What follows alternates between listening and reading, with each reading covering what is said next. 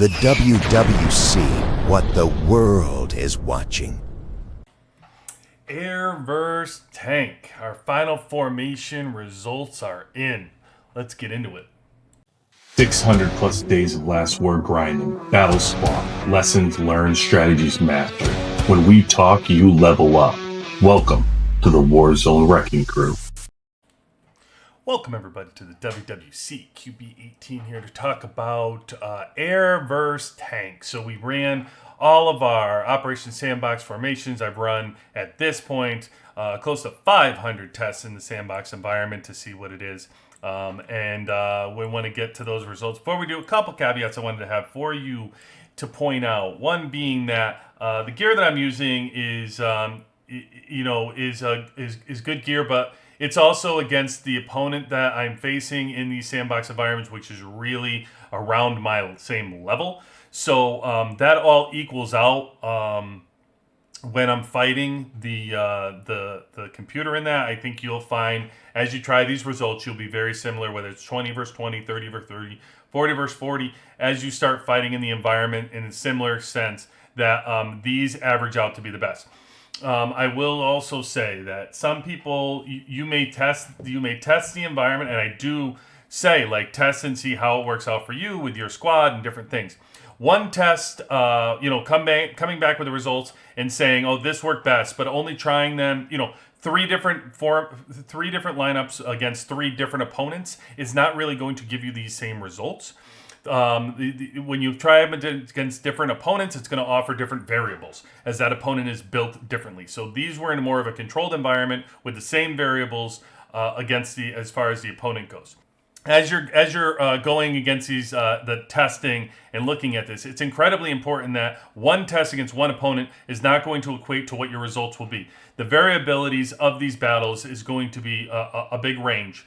And that's why I test over and over and over again to try to get the averages of where it is. This game is based on percentages, whether you're talking about crit rate or anything else. You'll see damage reductions. Everything's done with percentages, so it's going to do different things. And Skylar's stun is one of those things that happens on percentage basis. So one time you can end up with 8 stuns, another time you can end up with 2 stuns. It throws the battle way out of whack. And if you're trying to just judge what the best lineup is based on 1, 2, or 3 tests, it doesn't really work. It just you're not necessarily going to get data-backed results as we were able to do here. But I do encourage all the testing to be done on your own as well, giving your team and just trying out the different formats and seeing as you get in the environment what works best for you. So, without further ado, let's take a look first at our 5-air format. And so what I noticed as I was doing a lot of the testing is the 5 format is very close. This came out time and time again, ended up being an averaging out to be the best over a wide, which is putting actually Diva in the 3 spot and having Carly in the 1 spot. Now, the second best lineup was actually the same thing with Carly in the 1 and Lucius in the 2, but it was Diva in the 5 spot with Skylar in the 3 spot. So those ended up being the top 2 results, and the third best results again was Diva in the 3rd over here. I was just exchanging Lucius and Carly, and this ended up being in the top 3 as that. But the top lineup is, as I display on your screen, for top 5 for when it's just air. This is what came out time and time again. But those top 2, like I said, if you exchange it and you're here or you're here, they were very close in the damage formation results. So that would be, again, air versus tank when you're just using the 5. Now, we enter Sarah into the equation, and that would be better. Those results came out better than having Morris in there. Now, again, I have to caveat this. Sarah is UR hero in this testing, and also Sarah has her tactic skill maxed out to 30, as well as her damage skill is maxed out to 30. Although when I had her damage or her auto attack at max to 30. But when I had her auto attack at around 25, the results didn't change that much. Sarah's not being your main damage dealer, so it's not that big of a deal. But the results were much higher. The damage will increase by about 15% more when I had Sarah in there versus Morrison when it was against Tank. So again, this was a situation where Marshall was actually across from Sarah in the 5 spot. So Marshall was in the 5 spot, so it's across from Sarah. I did see these being the best results. Again, this was a situation where the same results of Diva, Skylar, and Sarah in this order were the best. But I will say that if you switch between Lucius and Carly, they were pretty interchangeable. The results are like only by a couple points of damage, and when you're running this many tests, when there's only a couple points, so there's 2 things you can do in here that is really not a big deal when I look at the lineup.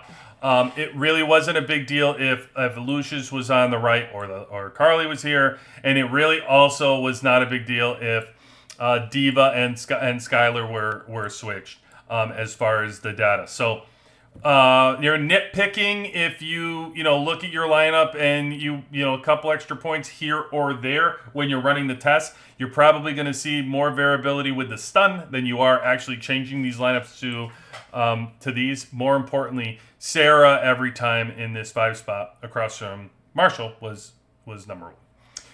Now, what was even better, which had another 15% increase in these battles, was if I removed Sarah and going against Tanked, I replaced her with Murphy. So Murphy now changes this up that the top lineup for Murphy was every single time in the top 3 times it was, again, Diva, Murphy, and Skylar.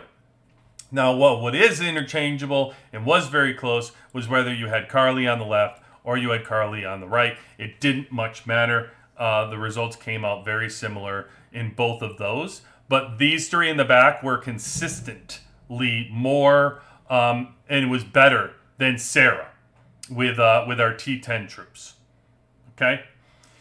Okay, so now would be the question of what about when we enter in using both Murphy and Sarah? Because Murphy was better than just Sarah by herself. But what about Murphy and Sarah? Well, Murphy with T10 results, if I removed Carly from the mix and instead I use Sarah. Now in this lineup, the best thing you can do is actually the top lineup was Murphy in the front here with Lucius over here and still keeping Diva in the back here and then putting Sarah in the 5 spot. So this ended up being the top every time was with when I ran this, it was the biggest advantage. Second would have been just switching Murphy and Lucius here. So this brings me to a point to make about front damage dealers. I see this all the time, so a lot of people would look at this format and they would have loved to do this, where they have geared out and they love to put the damage dealer in front. It's a great opportunity to talk about this. The results are incredibly unstable when you have your hero in the front. They're just unstable. So 1 minute you can get your high, you have the highest of your highs, and then also you have the lowest of the lows when this takes place. It's a roller coaster of damage report when you put your main damage dealer in the front. So there were more stability in putting your 2 defenders up front and keeping the damage dealer in the back. It's just more stable. So I would say, sure, if you've lost to somebody in an arena battle or something, or even maybe in Winter Storm, you're battling, you want to check it out, you can throw the damage dealer in the front and you may actually win a battle. But I will say this, don't be surprised if you then lose the next battle. And if you look at the battle results, you're going to see it's very close. So if the battle is very close, it could decide and be where you get a couple wins here and there. You're going to get a couple losses here and there. It's just what you're seeing in the environment of it being unstable. So I have seen the most stability and average by far with the two defenders in the front, and in this case, it would be Murphy in the 1 spot and Lucius in the 2 spot. The only difference, the number 2 and 3 the number 2 best lineup was keeping your back the same and just switching these two were the best, what came out in the best formation. And third would be to switch Diva with Skylar. So that would really be the next point. But this is your best lineup in regards to this. So this brings me, lastly, to getting the T11 troops. And you would think, like, how did that formation go, right? So as you would look at it and think, wow, you're just adding T11 troops. But I will tell you, there was a massive surge with T11 troops. I mean, the battle damage that we tested was crazy high difference in this. It almost like doubled the damage for our front 5. So I'm going to go in order of the 4 lineups that we just did. What was last? Okay, so what was the last? So came in 4th place with damage now is a complete role reversal of now Murphy and Sarah are now actually 4th best lineup in what happened. So it took an incredible dip, and there's an explanation for this I will get to after we get our top result to show you. But this ended up being 4th, having both of them in this lineup, okay? The 3rd best lineup that we found was bringing our original 5 in of Carly and Morrison was the 3rd best lineup that we could see. And then if you keep the original defense and you work with the T11 troops, if you just have Murphy here, it worked out and was amplifying the results. And I think what you're seeing here as an example of why that is because you're adding in the defense, the hardcore air defense here with Murphy. You're amping your defense up to allow the T11 troops to Diva to do the damage. And it works, and it just works better like it does the original time with Murphy. I think what we're seeing from when it's Murphy and Sarah, you're not getting as much defense for air as you are with the original lineup. So that's what they were very close, though, to be honest with you. For these, one stuck out like a sore thumb, and that was actually just having Sarah here in the lineup. So if you just run your 4 with Sarah against Tank, it was over double the damage dealt. It went through the roof, and it went through the roof. And all I could say for the difference between the T10 and the T11 when you think about it is what Sarah's doing, Sarah being there is buffing your air damage.